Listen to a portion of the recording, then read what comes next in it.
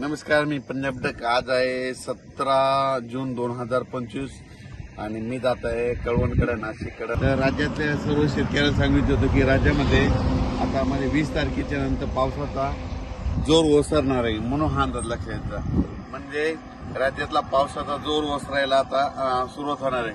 पण राज्यातल्या सर्व शेतकऱ्यांना सांगितलं होतं काही काही भागामध्ये इतका पाऊस पडला तिथं वापसा नाही, काही काही भागामध्ये पाऊस कमी पडला आणि काही भागामध्ये म्हणजे इतका जास्त झाला की तिथं आणखीन एक महिना झालं पेरणी सुद्धा करता येत नाही.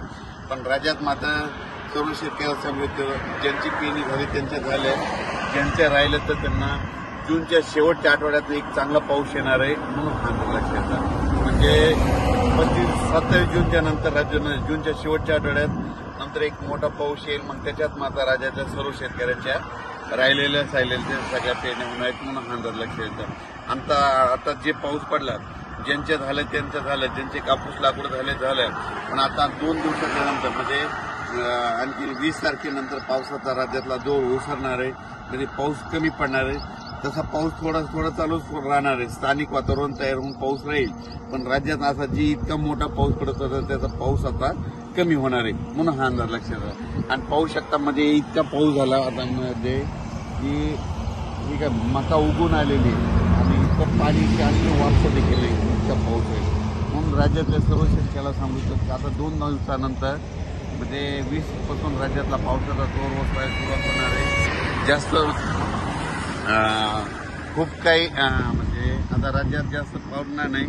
सरी मात्र येत राहतील. म्हणजे आणखीन 2-4 दिवस मध्ये एकदम बंद होणार नाही, पण सरी चालत राहील. भाग बदलत पडणार आहे. आता म्हणजे सर्वदूर पडणार नाही, भाग बदलत तरच पाऊस राहणार आहे, म्हणून हा अंदाज लक्षात द्यायचा. राज्यातल्या सर्व शेतकऱ्याला सांगू इच्छितो याच्यानंतर मग पाऊस असा चांगला मोठा कधी येईल.